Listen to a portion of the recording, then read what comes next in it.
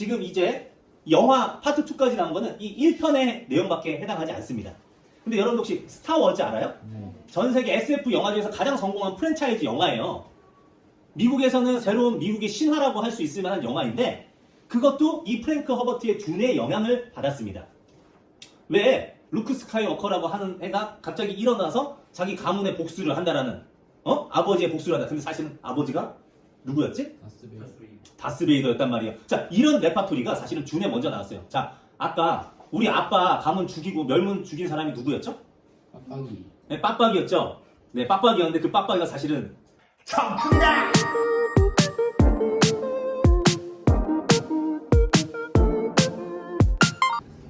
자, 안녕하세요. 여러분을 환영하고 여러분에게 환영받고 싶은 국어왕 환영쌤입니다. 자, 여러분들과 함께 또 새롭게 문학 시간을 가져보도록 할 텐데요. 근데 문학 시간인데 지금 선생님이 예술의 또 다른 장르라고 할 수 있는 영화를 하나 가지고 왔어요.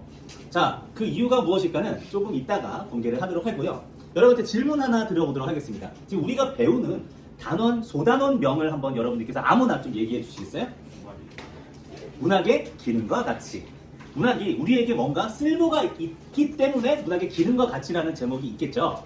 여러분들은 오늘은 그것만 머릿속에 좀 염두를 하시고 이렇게 가시면 됩니다. 알겠죠? 자, 사실은 오늘은 여러분들하고 어떤 이야기를 해볼까 하냐면 혹시 여러분들이 뭐 영화 리뷰나 드라마 리뷰, 컨텐츠 리뷰하는 그런 유튜브 영상 같은 거 본 적이 있어요? 예. 보통은 어떤 식으로 얘기를 하냐면 무슨 파묘 감상회 막 이런 제목 같은 거 달아가지고 아주 재밌게 썰을 푸는 그런 분들을 여러분들도 많이 만나봤을 거예요. 근데 오늘은 문학 시간인데 선생님은 듄 감상회를 잠깐 여러분들하고 가져볼까 합니다. 근데 아까도 말씀드렸다시피 제목은 꼭 기억을 하고 계세요. 알겠죠? 제목이 다시 한번 뭐라고요? 문학의 기능과 가치라는 거를 여러분들 머릿속에 좀 기억해 주시면서 지금부터 선생님하고 듄 감상회를 시작을 해보도록 하겠습니다. 여러분들 혹시 이 듄 영화 내가 봤다 하는 사람 손 들어보세요. 봤어요? 파트 1만 봤다. 파트 1, 2 다 봤다. 지금 이 많은 친구들 중에서 딱 한 분만 모든 지금 나온 영화 시리즈를 다 봤습니다. 그런데 다행히도 안 본 분들이 더 많고 본 분들은 그냥 영화 다시 한번 본다고 생각하고 선생님하고 이 이야기를 들어가서 보도록 할게요. 지금 사실은 현재 절찬리에 개봉 중이긴 한데 우리나라에서는 약간 SF, 막 우주와 미래, 공학, 막 이런 기계 문명 이런 거 다루는 SF 판타지 장르 같은 경우에는 좀 영화에서는 흥행을 잘 하지 못하고 있어요. 그런데 우리가 코로나19 시대 때 2020년대인가 21년대인가 그때 개봉했음에도 불구하고 SF 영화 치고는 한 170만 명 정도, 165만 명 정도 이렇게 봤어서 선방을 했고 지금도 아마 100만 명을 파트 2가 돌파를 한 걸로 알고 있어요. 여러분들 영화 볼 때 여러분들 중요하게 생각하는 거 뭐가 있어요? 뭘 중요하게 생각하나? 재미 그리고 뭐 배우 그치? 지금 전 세계에서 가장 핫한 배우 중에 한 명인 누구? 티모시 살라메가 지금 주인공이어가지고 하게 되는데 선생님이 지금 이 듄에 대한 이야기를 아주 간략하게 해드리려고 해요. 사실은 이 듄은 지금 우리가 살고 있는 시대로부터 약 2만 몇천 년 후에 아마 2만 6천 년 정도일 거예요. 그런 뒤에 미래의 이야기를 담고 있습니다. 그런데 영화를 보면은 굉장히 놀랍게도 막 아주 첨단 무기 막 레이저 막 그런 걸로 싸우는 게 아니고 이렇게 총칼 막 이런 걸로 싸우고 굉장히 어떻게 보면 기계 문명이 훨씬 더 발전했을 거라고 생각을 하는데 사실은 기계 문명이 굉장히 퇴보가 돼가지고 기술이 거의 많이 사장되어 있는 그런 우주의 시대예요. 근데 왜 그러냐면요. 여러분들 지금 최근에 챗 GPT 아시죠? 챗 GPT를 우리가 뭐라고 얘기할까요? 두 글자로? AI라고 우리가 분명히 얘기할 수 있는데 인공지능이에요. 근데 우리가 이 듄의 세계관이 뭐냐면 미래에 AI가 굉장히 발전을 해가지고 우리가 어느 순간 기술이 인간을 뛰어넘어버리는 그런 임계점을 넘어버리게 된 거야. 그렇게 하다 보니까 어느 순간부터 인간의 존엄성 자체가 무너질 수도 있게 됐고 그리고 기계를 신으로 모시는 사람도 있고 기계와 자기의 몸을 결합해가지고 반인 반기계 이런 사람들도 이렇게 등장을 하게 됐습니다.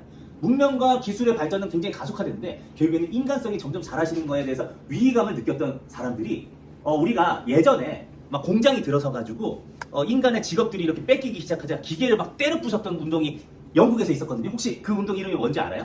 오, 훌륭해요. 러다이트 운동과 같이 이러다가 우리가 그냥 특이점이 지나면 이제 기계한테 노예가 되겠다 싶어가지고 그 전에 기계를 해치워버리자 이런 마음을 먹게 됩니다. 그래서 버틀레이안 지하든가 아마 내가 정확하게는 용어를 다 기억을 못하는데 그런 게 일어나가지고 인간과 기계 간의 전쟁이 일어나요. 그래서 이게 수천 년간 전쟁이 일어나는데 결국에는 누가 이겼을까? 누가 이겼을까? 지금 얘네들이 기계예요, 인간이에요? 네, 인간이 이겼습니다. 인간이 이겨서 그래서 결국에는 문명이 약간 굉장히 오래된 미래인데도 불구하고 문명이 약간 퇴화되고 어느 정도 기계에도 그러니까 컴퓨터 같은 자동 처리하는 기계가 아니고 아주 수동으로 작동하는 그런 기계들이 이렇게 그런 아주 최소한의 기계만 사용하는 그런 세계관이라고 여러분들이 이제 생각을 하면 돼요. 그런데 그럼에도 불구하고 우리가 좀 이미 예를 들면 자동차를 타버리고 말았어. 이미 컴퓨터를 사용해버리고 말았어. 그럼 여러분들 이미 휴대폰을 가지고 말았어. 그러면 여러분들 그 이전의 시대로 돌아가기가 쉬울까요? 어려울까요? 어려워. 이미 편리라고 하는 아주 달콤함을 맛봤단 말이야. 그러면은 이 기계를 파괴했으니까 이 기계를 대체할 수 있는 게 필요한데 그리고 실제로 지금 여기에는 여러 가지 별들, 수만 개의 별들이 이렇게 떨어져 있어가지고 별과 별 사이에는 그 거리가 굉장히 멀 거 아니에요. 교류를 해야 되는데 가장 필요한 성간 여행이 컴퓨터의 계산 없이는 여행을 떠날 때마다 사고율이 20%야. 그럼 여러분들 어떻게 했어?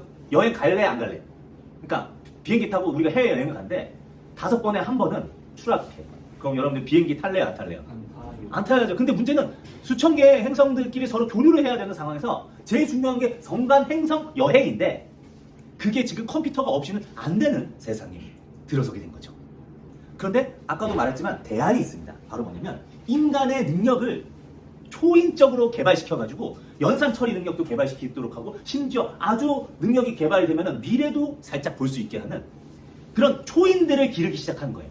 근데 그 초인들도 아무리 해봤자 그 실패 확률을 10% 이하로는 떨어뜨리지 못해. 근데 이 실패 확률을 0% 가까이 0의 수렴한 쪽으로 떨어뜨릴 수 있는 그런 물질이 개발됐어요. 초인의 능력을 더 업그레이드 시켜주는 그 물질이 바로 뭐냐면 이 성간 여행을 해야 되는데 성간 여행이 제일 중요한데 그게 바로 이 스파이스 멜란지라고 하는 약간 향신료 같은 겁니다. 모래에서 나오는 약간 향신료 같은 건데 이걸 흡입하면은 미래도 보고 이걸 흡입하면 계산력이 한 100배 정도 좋아진단 말이야.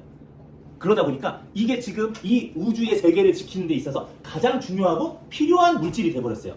이거 중요할까요? 중요하지 않을까요? 이걸 가진 사람은 어떻게 될까? 일장이에요. 맞아요. 이 세계, 나아가서 이 우주를 지배할 수 있는 그런 사람이 된다는 거예요. 그래서 이걸 흡입하면 눈이 많이 파란색이 되고요. 심지어 이 사람, 자, 스파이스가 없으면 우주항해는 불가능하다라고 되어 있는데 자, 이 사람 어때요? 약간 무섭죠? 갑자기 이 사람이 지금 뭐 하냐면 눈을 잠깐 까리집어요. 근데 이 사람이 지금 하고 있는 게 뭐냐면 계산 중인 겁니다. 그러니까 지금 여러 가지 정보를 데이터를 취합하고 이걸 가지고 우리에게 위험한 변수가 있어 없어 하면은 잠깐 1초 동안 계산 다음에 없습니다. 진행하시죠. 이렇게 한단 말이죠. 무슨 말인지 알겠죠? 그래서 이렇게 스파이스 멜란지라는 물질이 이 세상을 유지할 수 있도록 하는 건데 문제는 자 이제부터예요.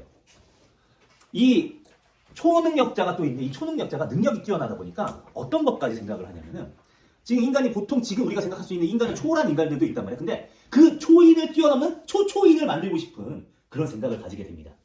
근데 여기에서 이 여성이라고 하는 초인 예언자 집단이 있는데 이 여성이라는 예언자 집단이 자기가 예언을 하고 여러 가지 계시를 따라 보니까 대와 대를 대물림해가지고 수십 세대를 거친 수십 세대가 아니에요. 수천 세대가 거친 어느 마지막 기점에 이 세상을 구원할 수 있는 최고의 초인 이 초인을 뭐라고 하냐면 쿼사츠 헤드락이라고 하는데 무슨 의미인지는 잘 모르겠지만 하나가 최고의 초인이라고 생각을 하시면 돼요. 이 세상에 평화를 안겨주고 이 세상에 번영을 안겨줄 최고의 초인을 유전자로 통해서 유전자 조작과 유전자 대를 이룬 조작을 통해서 만들어내는 게 얘네들의 목표야. 근데 이제 거의 다 왔어. 수천 세대의 유전자 조작을 거쳐가지고 이제 다다음 세대에 쿼사츠 헤드락이 나올 수 있는 그런 시점을 계획을 하고 있었어요.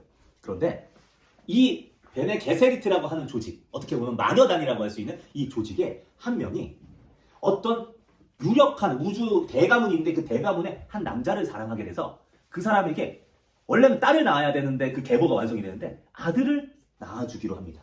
사랑해서.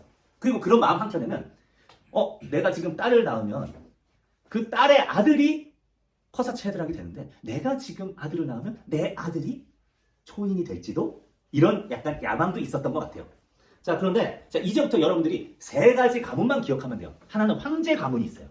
황제가 당연히 엄청난 권력을 가지고 예전에 이 AI하고 그 기계 문명과 인간하고의 싸움에서 승리했었던 아주 결정적인 힘을 발휘했던 가문에 이어받았기 때문에 정통성을 가지고 있고 이 사람은 인간의 대표고 엄청난 권력을 가지고 있어. 그런데 여기에 보면 주인공 가문은 이 레토 아트레이데스라고 하는 아트레이데스 가문이라고 하는 아주 유력한 가문이 하나가 있고요. 여기 보시면 딱 봐도 어느 쪽이 더 착한 편인 것 같아요? 자, 전자, 후자. 전자, 후자가 자 어느 쪽이 더 나빠 보이니? 전자와 후자 중에. 후자. 네, 후자가 더 나빠 보여요. 여기는 하코넨 감옥이라는 곳인데 자 아까 이 세상을 지배를 하려면 어떤 물질이 제일 중요하다고 했죠?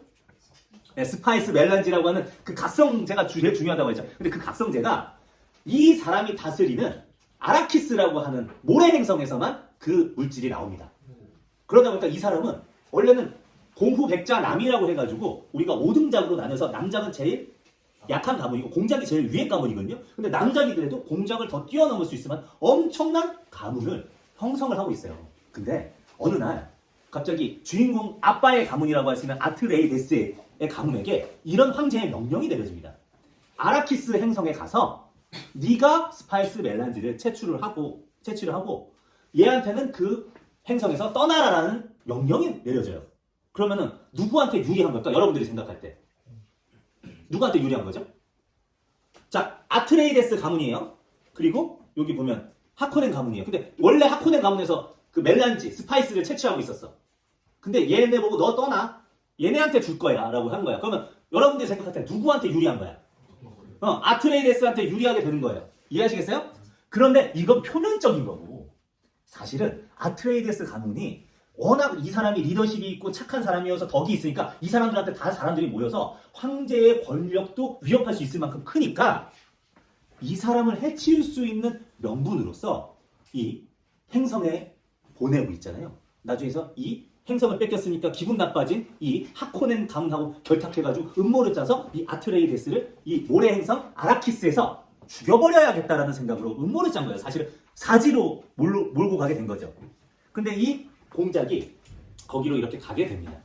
근데 이 공작이 거기로 가게 됐을 때 이 아까 말한 그 아까 베네 게세리트에서 다다음 때 이제 초인이 나올 거라고 했는데 이 다음 때에 내 아들을 초인으로 만들고 싶었다고 한 사람이 이 여성분인데 이 남성분하고 이 여성분하고 그리고 그의 아들 우리 주인공이라고 자 지금 벌써부터 탄성이 나오는데요. 예, 이분 아주 잘생긴 미남인 이 폴이라고 하는 귀공자도 이렇게 같이 가게 되죠.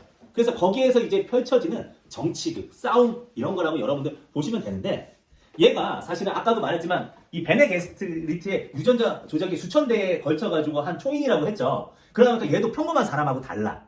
뭐냐면 계속 미래에 대한 꿈을 꾸는 거야. 미래가 보여요, 얘한테는. 근데 이 애를 더 각성시킬 수 있으면 어떻게 해야 될까?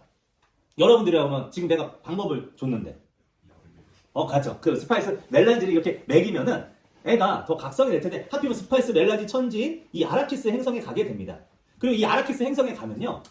거기에 있는 토착민들이 있는데 이 토착민들은 원래 꿈이 뭐냐면 이게 모래 행성이라서 이 모래 행성이면 여러분 사람이 살기가 좋을까요? 나쁠까요? 네, 나빠요. 척박하단 말이에요. 그러니까 거기에서 벗어나고 싶고 물이 넘치고 그리고 초원이 가득한 그런 세상에 살고 싶어요. 그런데 얘네들이 그런 세상을 가지지 못하는 이유는 딱 하나예요. 왜냐면 여기에 모래 괴물이 살고 있는데 이 모래 괴물이 자기가 이렇게 모래랑 부딪혀서 나온 이런 부산물들이 아까 말한 스파이스 멜란지란 말이야. 근데 모래가 없으면 그 모래 괴물이 살겠니? 죽겠니? 죽어요. 그러면 이 스파이스 멜란지가 나오겠니? 안 나오겠니? 나오지 않죠. 그러면은 만약에 이 행성에서 스파이스 멜란지가 안 생산되면 이제 우주가 망하는데 이 우주의 필요에 의해서 이 행성 주민들은 토착민들은 자기네들이 각박한 환경 속에서 살 수밖에 없는 그런 게 되는 거예요. 근데 얘네들한테는 그 예언이 내려와. 어떤 예언이 내려오냐면 무아띠비라고 하는 사람이 나타나서 자기의 이 행성을 해방을 시켜주고 우리 행성이 풀과 나무가 우거지고 물이 가득한 사람 살기 좋은 행성으로 이렇게 바뀔 거라고 하는 그런 믿음이 있습니다. 그런 믿음이 있어서 얘가 뭐 하냐면 그런 믿음을 따라가면서 종족을 이끄는 종족 지도자예요. 근데 거기에 이 믿음에서 나온 내용 중에 하나가 바로 뭐냐면 외부에 있는 사람이 갑자기 자기 어머니하고 나타나가지고 원래 메시아는 바깥에서 온다라고 하는 그런 예언이 하고 있는데 사실은 이 행성이 중요한 걸 알았던 베네 게세리트가 이 사람들에게 아주 수천 년 전에 미리 이런 예언서를 흘려가지고 이런 믿음을 이렇게 신봉할 수 있도록 자신 그 토대를 마련해 놓은 거예요. 그러니까 엄마하고 아들이 왔고 얘는 당연히 미래를 볼 수 있는 능력이 있으니까 자연스럽게 가르쳐주지 않아도 이들 행성의 문화를 맞는 행동을 한단 말이야. 그러니까 사람들이 보기에는 얘가 영락없이 우리를 구원해줄 메시아라고 생각을 하는 거야. 그렇게 해가지고 하는데 결국에는 이 여러 가지 암투가 벌어지고 아까 말한 대로 이 황제가 계획한 대로 그 하코넨 남작이하고 결탁돼서 다들 자고 있을 때 아트레이드스 가문은 다 멸망을 시킵니다. 멸망을 시키고 누구만 살아남을까? 이 친구하고 이 친구 어머니가 이렇게 살아남고 결국에는 이 친구 어머니는 이 토착민인 프레멘한테 가게 돼서 이 프레멘하고 같이 협력을 해가지고 결국에는 황제를 무너뜨리고 복수에 성공하고 결국에는 예언을 실현시킨다라는 그런 내용으로 되어 있어요. 이거는 전 세계에서 가장 많은 사람이 보고 매니아를 거느린 SF 영화 중에 하나입니다. 그러면 이 SF 영화로서 얘가 가치가 있을까요? 없을까요? 가치가 있어요. 그리고 아까 누구 나올 때 여기에서 탄성이 나왔냐면 얘 나올 때 탄성이 나왔는데 왜 여러분들 탄성이 나왔죠? 너무 잘생겨서? 그래서 이렇게 이 영화를 통해서 내가 시각적으로 미남 배우가 나왔을 때 미녀 배우가 나왔을 때 감탄을 하는 것도 어떻게 보면 영화의 가치, 예를 들면 내 덕심이 충족되는 그런 거라고 여러분들 생각을 할 수도 있겠죠. 그러면 이 영화는 재미적인 부분에 있어서도 감동적인 부분에 있어서도 가치가 있는 영화라고 할 수가 있겠죠. 그리고 이 영화가 주는 교훈과 메시지도 있나요? 어떤 게 있을까요? 예를 들면 지금 보시면 이 사람이 이 종족의 부족장인데 이렇게 얘기를 해. 이 폴 아트레이더스가 미래를 보다 보니까 자기 때문에 종교 전쟁이 일어나는 거야.